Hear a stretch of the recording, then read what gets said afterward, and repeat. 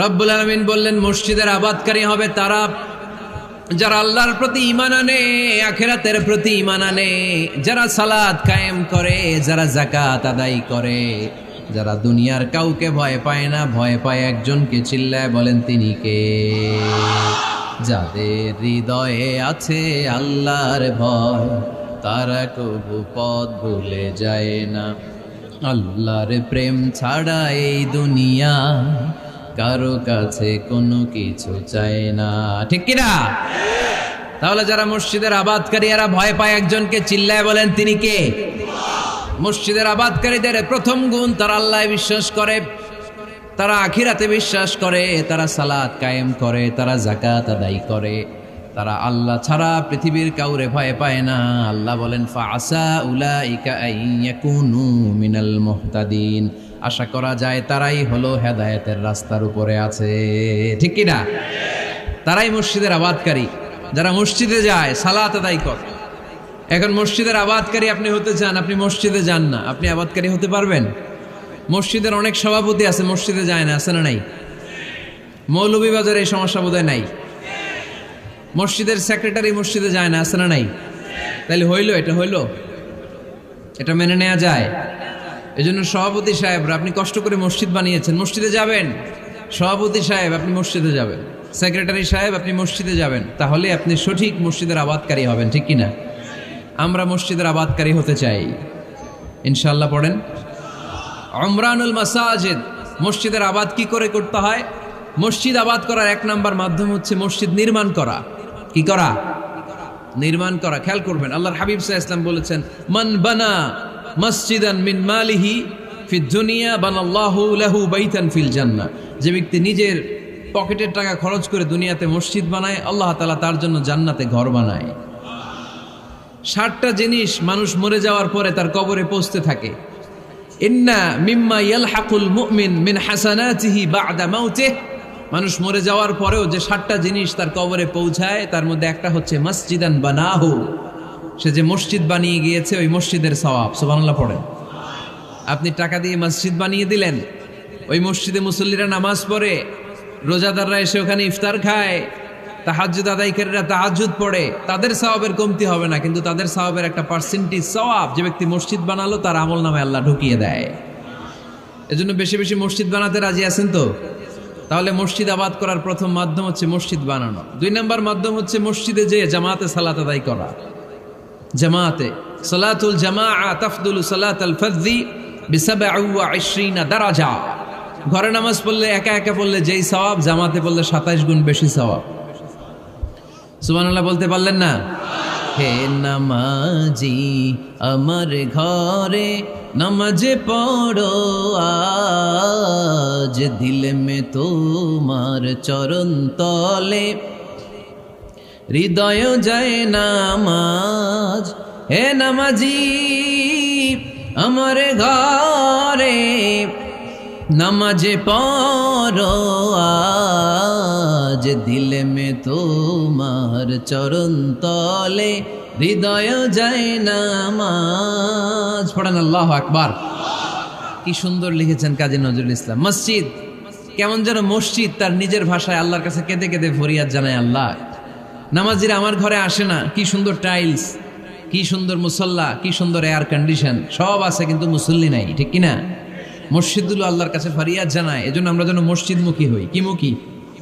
আওয়াজ করে বলতে হবে, কি মুখী? মসজিদমুখী। তাহলে মসজিদ আবাদের 1 নম্বর পদ্ধতি মসজিদ বানানো। 2 নম্বর মসজিদে বেশি বেশি যে জামাতে সালাত আদায় করা। 3 নম্বরে মসজিদের সাথে সম্পর্ক জুড়ে দেওয়া, হৃদয়টা যেন সবসময় মসজিদের সাথে লেগে থাকে। আল্লাহর হাবিব সাল্লাল্লাহু আলাইহি ওয়াসাল্লাম বললেন, সাবআতুন ইউযিল্লুহুমুল্লাহু ফি যিল্লিহি ইয়াওমা লা যিল্লা ইল্লা যিল্লু। 7 শ্রেণীর ব্যক্তিকে আল্লাহ তাআলা কিয়ামতের দিন আরশের নিচে ছায়া দিবে, যেদিন আল্লাহর আরশের ছায়া ছাড়া কোনো ছায়া পৃথিবীতে থাকবে না। সেই দিনটা কি এই দিনের মতো? কিয়ামতের দিনটা আজকের এই দিনের মতো হবে?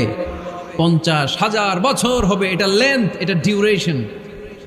কাআন সাফসাফা লা তারা ফিহা ইওয়াজা ওয়ালা আমতা। লেভেল প্লেইং ফিল্ড, তামার জমিন। একটু কল্পনা করেন তো ওই দিনটা কত ভয়ঙ্কর।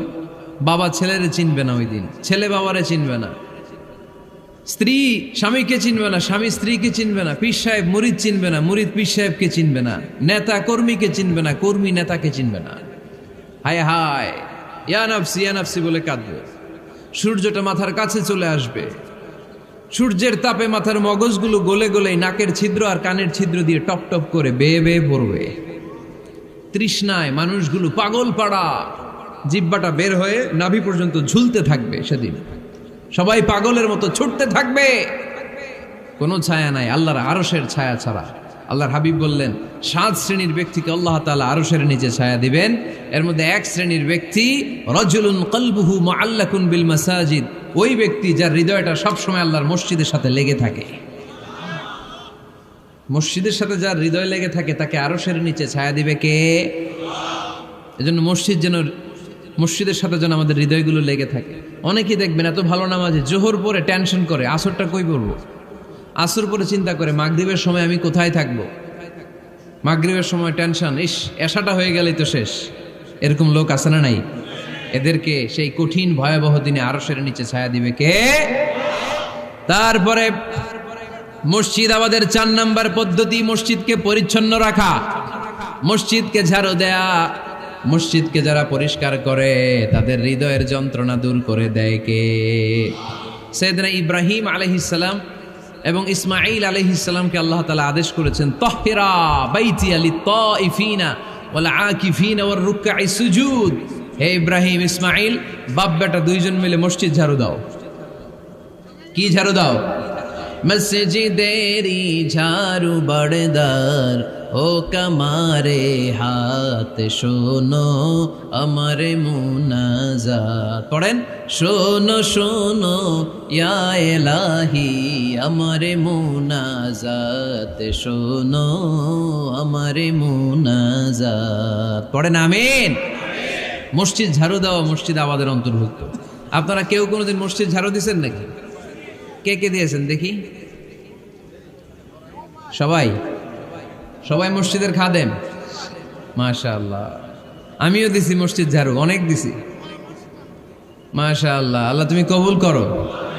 যাদের হৃদয়ে বড় জ্বালা, ফ্যামিলিতে সুখ নাই, শান্তি নাই, তারা হৃদয়ে প্রশান্তি আনতে চাইলে এতিমখানায় যাবেন, এতিমের মাথায় হাত বুলিয়ে দিবেন, এতিমের মুখে খাবার তুলে দিবেন, আপনার হৃদয়টারে নরম করে দিবে কে? আল্লাহর ঘর মসজিদে যাবেন, নিজ হাতে মসজিদটারে একটু পরিষ্কার করে দিবেন, আপনার জীবনটারে উজালা করে দিবে কে? তাহলে এগুলো করার মাধ্যমে আমরা মসজিদের আবাদ করতে চাই। আমরা মসজিদের আবাদকারী হতে চাই কি চাই না? আল্লাহর ঘর মসজিদ আবাদ করার মতো শ্রেষ্ঠ কাজ পৃথিবীতে হতে পারে না। এই মসজিদের কিছু আদব আছে, আল্লাহ রাসূল সাল্লাল্লাহু আলাইহি ওয়াসাল্লাম বলেছেন এই আদবগুলো মেনটেন করে যেন আল্লাহর ঘর মসজিদের সাথে আমরা ব্যবহার করি। মসজিদের 1 নম্বর আদব হচ্ছে মসজিদে ওযুর সাথে প্রবেশ করা। কিসের সাথে? ওযু করে পরিচ্ছন্ন হয়ে মসজিদে প্রবেশ করা।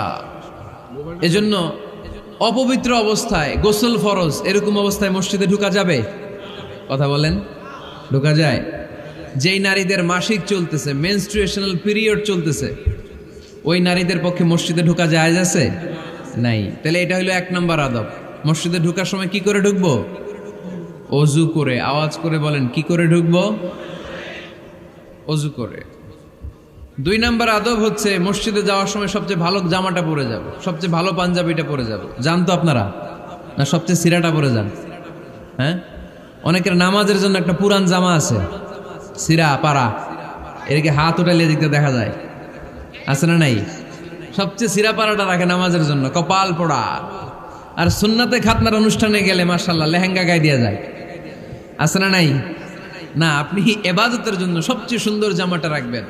এজন্য রাব্বুল আলামিন বলেন, ইয়া বানি আদম খুযু জিনাতাকুম ইনদা কুল্লি মসজিদ। ও বনি আদম, তুমি যখন আল্লাহর ঘর মসজিদে ঢুকবা, ও বনি আদম, তুমি যখন নামাজের মুসল্লায় দাঁড়াবা, তোমার সবচাইতে দামি, সবচাইতে সুন্দর জামাটা গায়ে দিয়ে তুমি নামাজে দাঁড়াও। ঠিক কি না? তাহলে এখন মসজিদে যাওয়ার সময় কি গায়ে দিয়ে যাবেন বলেন? খিতা করবাইন? হ্যাঁ, মাশাআল্লাহ। হ্যাঁ, সবচেয়ে ভালো কাপড়টা আয়রন করে পারফিউম মেখে তারপরে আমরা যাব। রাজি আছেন তো? তিন নম্বর আযাব হচ্ছে মসজিদে ঢুকার সময় বাম পা দিয়ে ঢুকতে হয়।